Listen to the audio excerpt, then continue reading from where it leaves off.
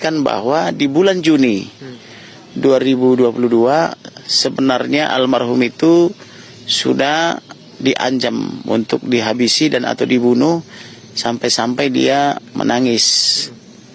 Ini kan seorang pria, apalagi anggota BRIMOB, dia menangis itu kan pasti ada sesuatu hal yang sangat dahsyat ya.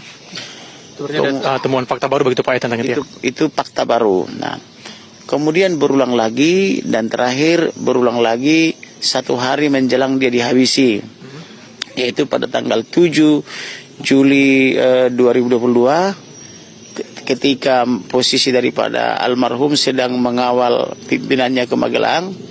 Di situ dia terakhir masih diancam, dan itu terekam juga dalam rekaman bukti elektronik, di mana dia di situ diancam apabila naik ke atas akan dihabisi atau dibunuh. Nah, naik ke atas itu. Makna naik ke atas itulah yang menjadi tugas penyidik, karena temuan itu segera sudah kami serahkan kepada penyidik utama Barreskrim Polri supaya digali dengan melibatkan cyber, tentunya ya, sama yang ahli di bidang itu, supaya dicari tahu ada apa sih di Magelang, sehingga ketika di Magelang itu almarhum ini begitu ketakutan dan dianggap orang-orang di lingkungan itu oleh dia disebut pada kurang ajar mau membunuh dia. Nah, dikaitkan lagi dengan di bulan Juni bahwa dia sampai menangis saking takutnya, mengadu kepada orang yang dia percaya. Jadi orang yang dia percaya ini kami rahasiakan namanya, dan itu berada di lingkaran ring 1. Baik. Artinya di luar keluarga kan gitu. Baik, dari Assalamualaikum warahmatullahi wabarakatuh. Ini nggak usah lama-lama buat seluruh rakyat Indonesia. Alhamdulillah, Majelis Penderitaan Rakyat dengan kekuatan yang ada sekarang sudah sampai di sidang PT UN, dan kita masih banyak yang akan kita gugat lagi tentang masalah mandatori vaksin. Jujur aja kami kesulitan untuk dana untuk operasional. Ya, dengan segala kerendahan hati kami mengajak semua rakyat Indonesia yang mau, sekali lagi yang mau, nggak ada paksaan untuk yang tidak mau.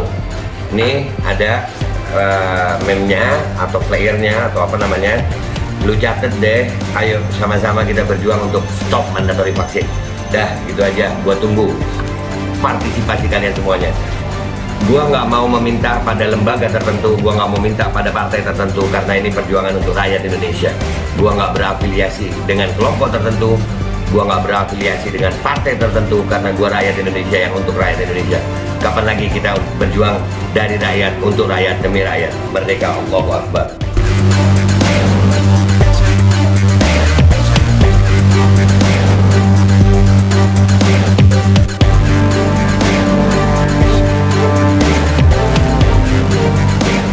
Assalamualaikum warahmatullahi wabarakatuh. Welcome back, selamat datang lagi di channel Babe Aldo bersama gue Babe Aldo, YouTuber receh yang tetap santai, tetap sehat, dan jangan lupa ngopi. Bismillahirrahmanirrahim.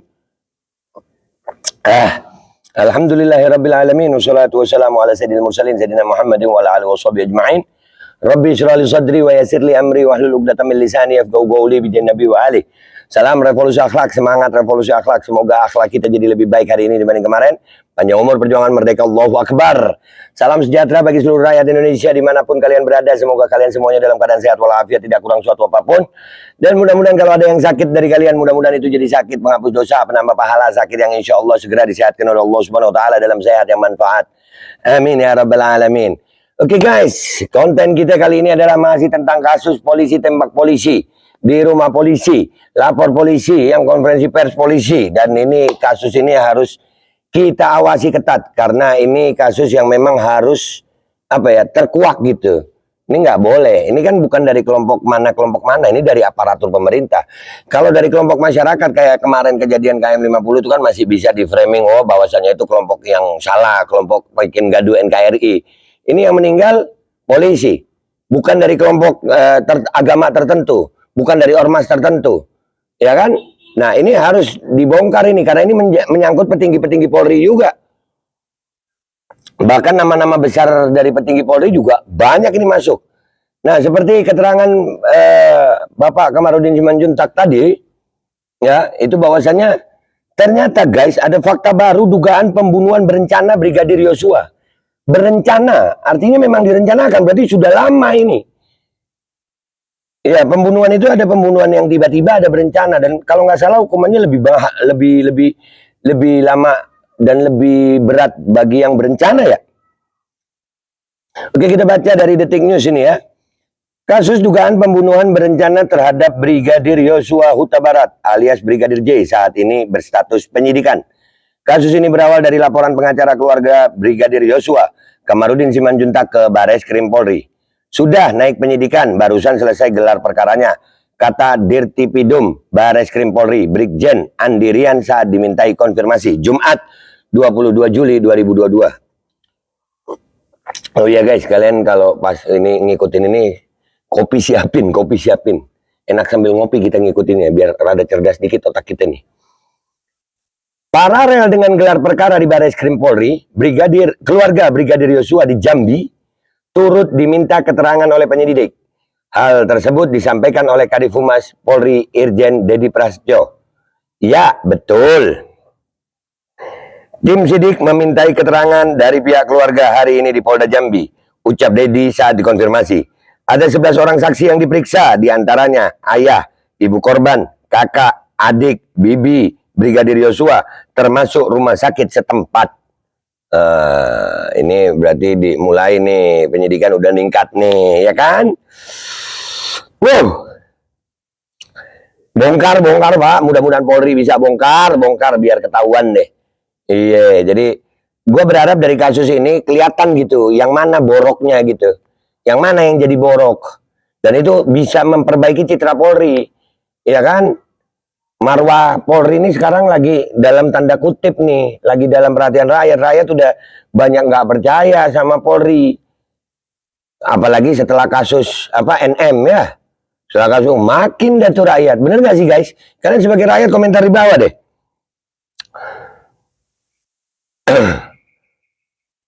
Soal permintaan otopsi ulang dari keluarga Brigadir Yosua, Dedi juga mengimbau agar dilakukan secepatnya mengingat kondisi jenazah semakin lama akan semakin rusak. Iya, mestinya lebih cepat lebih baik itu. Dari komunikasi Dirpidum dengan pengacara, kalau bisa secepatnya, semakin cepat proses ekshumasi ini makin baik, tutur Dedi. Dia mengatakan otopsi ulang akan melibatkan pihak eksternal yang ahli di bidang forensik. Dia juga mempersilahkan jika pihak keluarga menghadirkan ahli dalam proses otopsi ulang. Ya, jadi ada pihak lain kalau perkeluarga mau. Kan kemarin ngomongin tentang TNI ya, dokter forensik TNI, TNI AL siap, TNI AD siap, TNI AU siap. Nah, karena memang masa menurut Bapak Kamarudin kan kemarin istrinya minta perlindungan LPSK. Lah terus rakyat minta perlindungan mana ya kan? Benar, minta perlindungan TNI. Di sisi lain, Komnas HAM mengungkapkan telah mengantongi catatan signifikan atas luka pada jenazah Brigadir Yosua alias Brigadir J. Catatan tersebut juga sudah didiskusikan dengan kedokteran forensik yang menurut Komnas HAM independen. Nah, ini Komnas HAM juga ikut ada di sini. Walaupun di kasus sebelumnya Komnas HAM ya begitu juga ya. Tapi kali ini kita berharap, karena ini bukan kelompok tertentu sekali lagi. Kalau kemarin itu mungkin nggak diseriusin gitu mungkin, karena dalam tanda kutip kelompok tertentu. Oke, kalau yang ini nggak bisa nih, ini bukan kelompok agama, bukan kelompok ormas, ya ini aparat kepolisian dan agamanya bukan Muslim. Ini harus dibongkar. Makanya kami sebagai Muslim mendukung keluarga Brigadir J, mendukung TNI, mendukung polisi untuk membongkar ini. Bongkar. Karena kami yakin seyakin-yakinnya, ini adalah makarnya Allah Subhanahu wa Ta'ala terhadap orang-orang yang pernah berbuat salah dulunya. Ya, hukuman itu ada, ya, kalau menurut kearifan lokal disebut karma. Dalam Islam nggak ada karma, tapi ada makar. Makar Allah Subhanahu wa Ta'ala. Tim telah memiliki catatan signifikan yang menunjukkan luka ini akibat apa, karakternya apa, konsten waktu luka itu kapan terjadi, dan kira-kira luka itu diakibatkan oleh apa. Itu kami sudah punya catatan yang lumayan, kata Komisioner Komnas HAM Khairul Anam melalui YouTube Komnas HAM kemarin. Anam menyampaikan, meski sudah mengantongi catatan signifikan tersebut, Komnas HAM belum bisa membuat kesimpulan karena harus melengkapi data agar penyelidikan imparsial. Dia mengatakan catatan signifikan berisi posisi tubuh dan juga luka pada jenazah Brigadir Yosua. Komnas HAM pun akan meminta keterangan dokter yang mengotopsi jenazah Brigadir Yosua pertama kali. Ya, itu juga masih kita belum tahu tuh. Yang otopsi pertama siapa? Setelah kami mendapatkan catatan signifikan, barulah kami akan melangkah jauh lebih lagi terkait luka. Minggu depan kami akan meminta keterangan, mendalami keterangan sebagian dokter yang melakukan otopsi, ujar Anam. Sebelumnya, pengacara keluarga Brigadir J resmi melaporkan dugaan pembunuhan berencana ke Bareskrim Polri. Pihak kuasa hukum menyatakan laporan telah diterima. Laporan kita sudah diterima. Tadi kita melaporkan sebagaimana dijelaskan laporan kita soal pembunuhan berencana pasal 340 KUHP. Kemudian ada pasal pembunuhan, ada pasal penganiayaan, jungto pasal 55 dan pasal 56.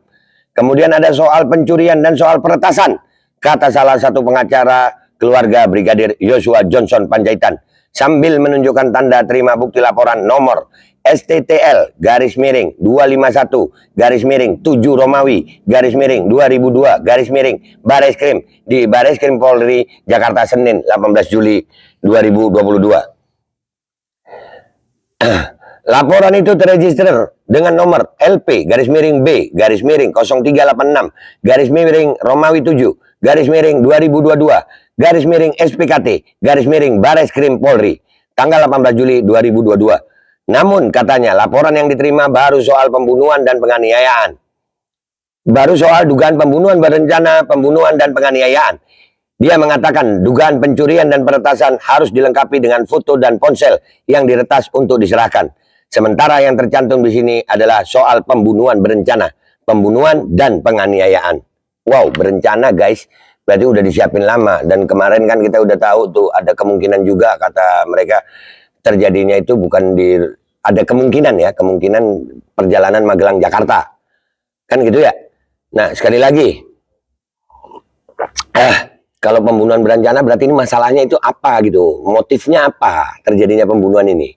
Apakah memang benar ada perselingkuhan? Dan kalau memang ada perselingkuhan, apakah yang selingkuh bapak atau ibu? Atau dua-dua? Ya kan? Dan ini harus jelas ini. Dan kenapa jadi Brigadir Yosua, kami turut berduka cita ya. Kami kepada keluarga Brigadir Yosua, kami turut berduka cita dan kami mendukung keluarga Brigadir Yosua untuk terus maju untuk meminta kejelasan tentang nasib kasus atas kematian Brigadir Yosua. Ini harus diusut ya, karena ini juga menyangkut rakyat banyak. Rakyat juga menunggu. Kenapa? Karena polisi dalam tanda kutip sedang mengalami pencitraan yang buruk sekarang ini. Dengan berbagai penanganan kasus yang menurut rakyat adalah tidak adil. Karena ada kepentingan-kepentingan di situ mungkin dalam tanda kutip. Ya, jadi ini kami berharap karena Brigadir Yosua bukan dari kelompok tertentu, bukan kelompok agama tertentu. Ya, bukan yang di framing dulu itu tukang bikin gaduh seperti KM50. Ya kan, yang bawa senjata itu katanya semua. Nah, ini kan seorang anggota kepolisian. Dan ini menjadi jalan Tuhan untuk membongkar semuanya. Mudah-mudahan ini akan terbongkar. Mudah-mudahan akan terbongkar. Dan yang bersalah akan menerima hukumannya. Buat keluarga Brigadir Yosua tetap semangat. Buat kepolisian Republik Indonesia kami tahu tidak semuanya kalian dalam keadaan yang salah. Tapi dengan keseriusan kalian mudah-mudahan institusi Polri bisa mengembalikan nama baiknya. Dan kepada pihak TNI yang ikut membantu otopsi, mudah-mudahan dengan serius. Dan Komnas HAM, mudah-mudahan Komnas HAM juga netral kali ini. Dan mudah-mudahan kasus ini akan segera terbongkar dan rakyat Indonesia mendapatkan kepastian tentang bagaimana kasus ini. Sudah, gitu aja guys dari gue. Gue Babe Aldo minta maaf kalau ada salah. Sampai jumpa di konten-konten gue berikutnya. Wabillahi taufiq wal hidayah. Waridha walinaya. Walakum minkum. Wassalamualaikum warahmatullahi wabarakatuh. Udah ngopi gitu, makin serem. Pembunuhan berencana, berarti udah lama ada tuh disiapin. Assalamualaikum warahmatullahi wabarakatuh. Ini nggak usah lama-lama buat seluruh rakyat Indonesia. Alhamdulillah, Majelis Penderitaan Rakyat dengan kekuatan yang ada sekarang sudah sampai di sidang PT UN dan kita masih banyak yang akan kita gugat lagi tentang masalah mandatori vaksin. Jujur aja kami kesulitan untuk dana untuk operasional. Ya, dengan segala kerendahan hati kami mengajak semua rakyat Indonesia yang mau, sekali lagi yang mau, nggak ada paksaan untuk yang tidak mau. Nih ada meme-nya atau flyernya atau apa namanya, lu catet deh, ayo sama-sama kita berjuang untuk stop mandatory vaksin. Dah gitu aja, gua tunggu partisipasi kalian semuanya. Gua nggak mau meminta pada lembaga tertentu, gua nggak mau minta pada partai tertentu, karena ini perjuangan untuk rakyat Indonesia. Gua nggak berafiliasi dengan kelompok tertentu, gua nggak berafiliasi dengan partai tertentu, karena gua rakyat Indonesia yang untuk rakyat Indonesia. Kapan lagi kita berjuang dari rakyat untuk rakyat demi rakyat? Merdeka, Allahu Akbar.